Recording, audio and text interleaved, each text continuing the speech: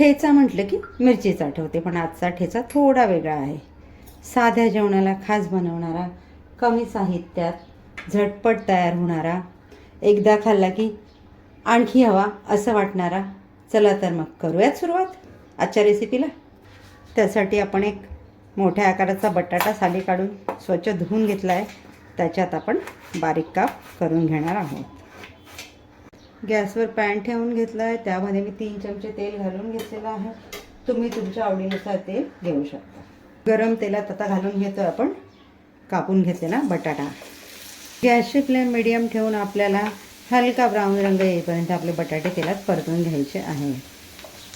आसनाच kitchen तुमच्यासाठी नेहमी नवनवीन रेसिपी घेऊन हजर असते. जर तुम्हाला आसनाच किचनच्या रेसिपीज मनापासून आवडत असतील, चॅनल सबस्क्राईब करा. तुमच्या फ्रेंड सर्कलमध्ये व्हिडिओ जास्तीत जास्त शेअर करा आणि चॅनलला असाच भरभरून प्रतिसाद देत राहा. बटाटे आपले छान हलका ब्राऊन रंग येईपर्यंत 2 ते 3 मिनटं तेलावर परतून झालेले आहेत. मी थोडं बटाट्यांचं तेल निथळून या पद्धतीने प्लेटमध्ये त्यांना काढून घेते, म्हणजे उर्वरित तेलात आपल्याला पुढचं साहित्य फ्राय करता येईल. कढईमध्ये शिल्लक राहिलेल्या तेलातच आपण घालून घेतो आहे 10 ते 12 हिरव्या मिरच्या. मी थोड्या तिखट घेतलेल्या आहेत. तुम्ही कमी तिखट मिक्स देखील घेऊ शकता.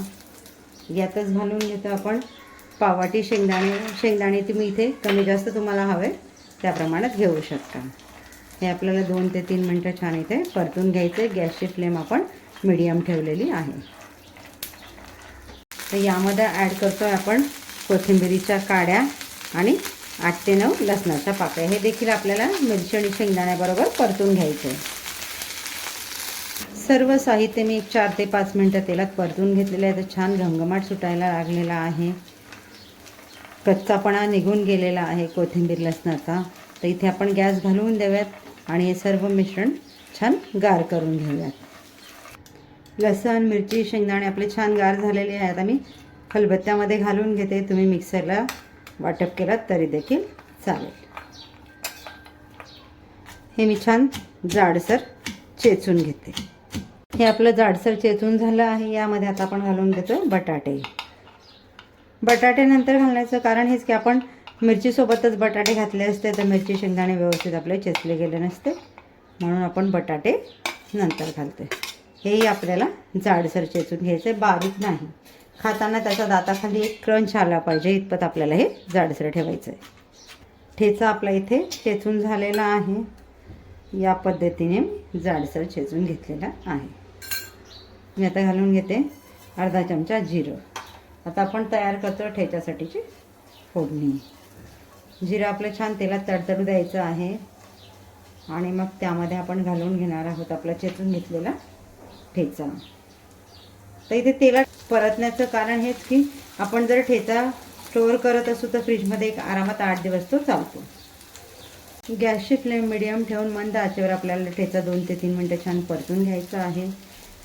प्रवासाला कुठे जात असाल तर तुम्ही ठेचा सोबत नेऊ शकता. चपाती, पराठा, भाताबरोबर खूप छान लागतो. यामध्ये घालून घेऊयात चवीनुसार मीठ घालून मिक्स करून घेऊयात. आजचा ठेचा आपण बटाटा न उघडता झटपट मोजक्या साहित्यात तयार केला आहे.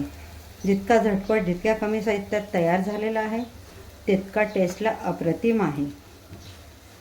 तुम्ही बनवून बघा, टेस्ट करा. तुमच्या प्रतिक्रिया मला नक्की कळवा.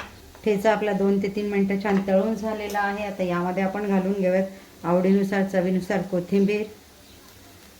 या स्टेजला तुम्हाला हवं तर यामध्ये अर्धा चमचा लिंबाचा रस देखील घालू शकता. मी नाही घातला. तर आपण गॅस घालवून देऊयात. तयार झाला आहे आपला बटाटा ठेचा. तयार आहे आपला साध्या जेवणाची चव वाढवणारा, एकदा खाल्ला की आणखी खावासा वाटणारा बटाटा ठेचा. चपाती, भाकरी, भात याबरोबर तुम्ही चवीने खाऊ शकता. काय मग घेताय ना बनवायला? नक्की ट्राय करा एकदा. भेटूयात पुढच्या व्हिडिओमध्ये अशाच एक नवीन रेसिपीसह. थँक्यू.